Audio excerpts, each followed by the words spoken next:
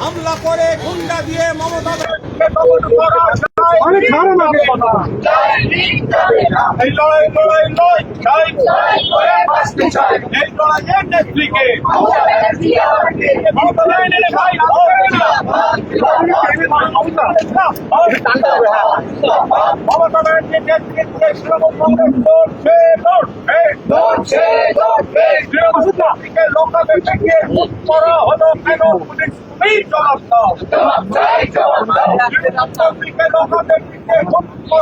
পিছিয়ে আসো না, বাইরে আসতে দাও না, বাইরে আসতে দাও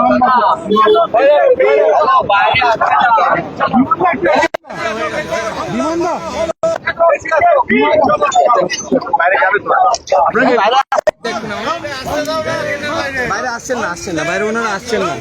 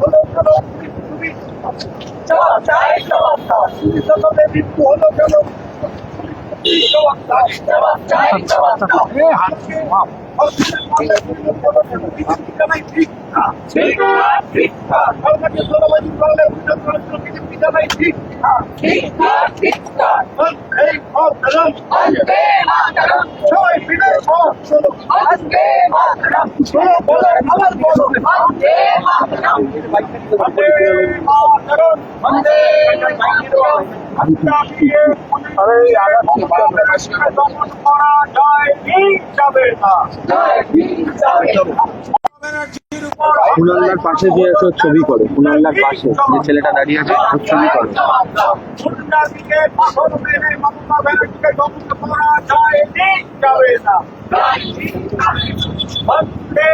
করেছো। তবুনার পেছনে যে দাঁড়িয়ে রয়েছে সাদা জামা পরে বাবর, ওর পিছনে যে দাঁড়িয়ে আছে লাল চুলোর ছবি করো।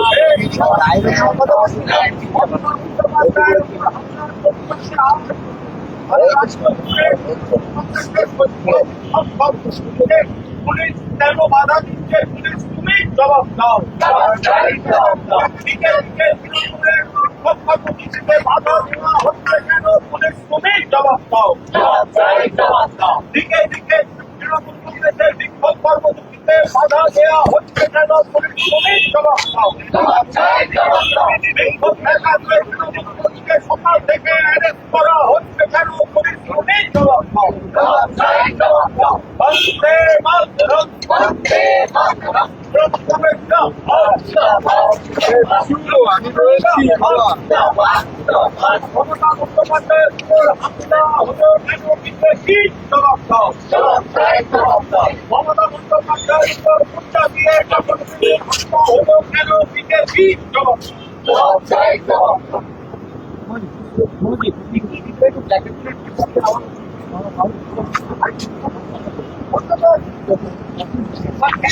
বসো বসো। আমি এছাড়াও আরো যারা আমাদের ভিতরে আছেন থাকেন তাদের সঙ্গে যোগাযোগ করছিলাম, তারা প্রত্যেকেই বলছেন যে আমরা আমাদের এলাকায় করছি। বিভিন্ন এলাকায় এই একই বিক্ষোভ পালন করা হচ্ছে। আসলে আমাদের বিক্ষোভের মূল কারণ আপনারা জানেন, গতকাল মমতা বন্দ্যোপাধ্যায় যখন শহরে যাচ্ছিলেন, ওখানে একটি তৃণমূল কংগ্রেস কর্মীকে থানার লকআপে করে পুলিশ পিটিয়ে মেরে ফেলেছে। রাত্রি 10টা পর্যন্ত দেশে বিক্ষোভ ছিল। পরের দিন সে মৃত হয়ে গেল। এই যে ঘটনা, এই ঘটনার পর কি করছো তুমি? আমাদের দলের নেতৃত্ব আমাদের সর্বভারতীয় সভানেত্রী তিনি গতকাল যাচ্ছিলেন। আজকে বাংলায় বলা হয়েছিল ভয় চলে গেছে, বর্ষা এসে গেছে, কিন্তু আমরা একে একে দেখতে পাচ্ছি সমস্ত বর্ষা একেবারে শেষ। বাংলা আজকে ভয়ে বাংলায় আপনারা দেখতে পাচ্ছেন যে আজকে সরকার পক্ষের যারা ক্যাবিনেট মেম্বার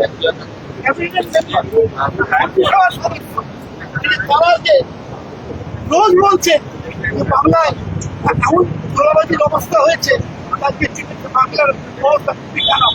ওদের দলের একজন বিখ্যাত এমএলএ বলেছেন যে 15 বছরে মুখ্যমন্ত্রী করেনি আমাদের দল, সেই কাজ করে ফেললো 2 মাসের মধ্যেই।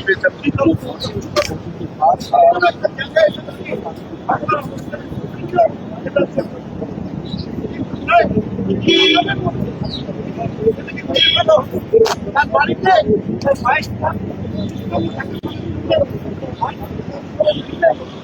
যাচ্ছিলেন তখন মমতা ব্যানার্জি গাড়ি লক্ষ্য করে বড় বড় ইট পাথর কাদা জুতো ছটি ছলের বোতল সব ছুটে মারা হতো। এই আজকে পশ্চিমবঙ্গের অবস্থা এবং ওনারা ফলন দেওয়ার মতো ব্যাপার আছে।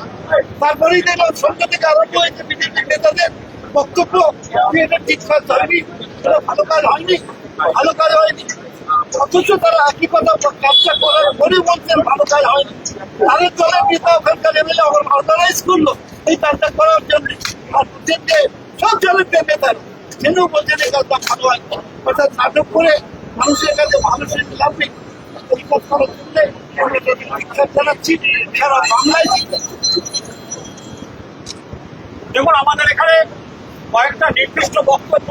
এক, লক আপ ডেট হয়েছে, তৃণমূল কর্মীর লক আপ ডেট হয়েছে, পুলিশ পিটিয়ে মেরেছে বলে অভিযোগ। 2, সেই পরিবারের কাছে যাওয়ার সময় মমতা বন্দ্যোপাধ্যায়ের উপর হামলা হয়েছে, বড় বড় পাথর, ইট, যে কোনো বড় জল হতে পারত। আমাদের পরিষ্কার বক্তব্য, যারা যারা হামলা করেছে সরকার তাদের মদত দিচ্ছে, অবিলম্বে তাদের চিহ্নিত করে অ্যারেস্ট করতে হবে। ভয়কে গিয়ে গুন্ডামি করে পুলিশ দিয়ে গুন্ডা দিয়ে মমতা ব্যানার্জিকে দমন করে যায়নি, যাবে না। কাল যারা যারা হামলায় ছিল, প্রাক্তন মুখ্যমন্ত্রী মহিলা, তার উপর যেভাবে হামলা হয়েছে, যেভাবে খুনের চেষ্টা হয়েছে, যেভাবে বাধা দেওয়া হয়েছে, তাদের চিহ্নিত করে অবিলম্বে অ্যারেস্ট করতে হবে। শুধুমাত্র এই প্রথম ঘটনা না, গার্ডের দিকে আপনাদের মনে থাকতে পারে যে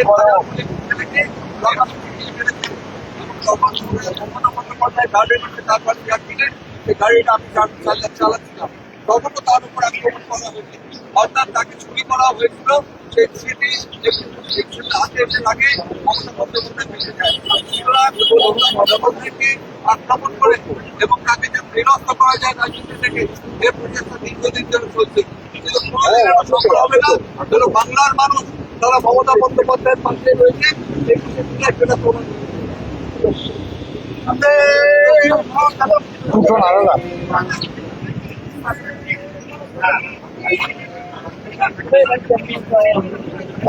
দুটো না তুমি লাইভ নিয়ে নাও, তুমি লাইভ নিয়ে নাও, লাইভ নিয়ে নাও।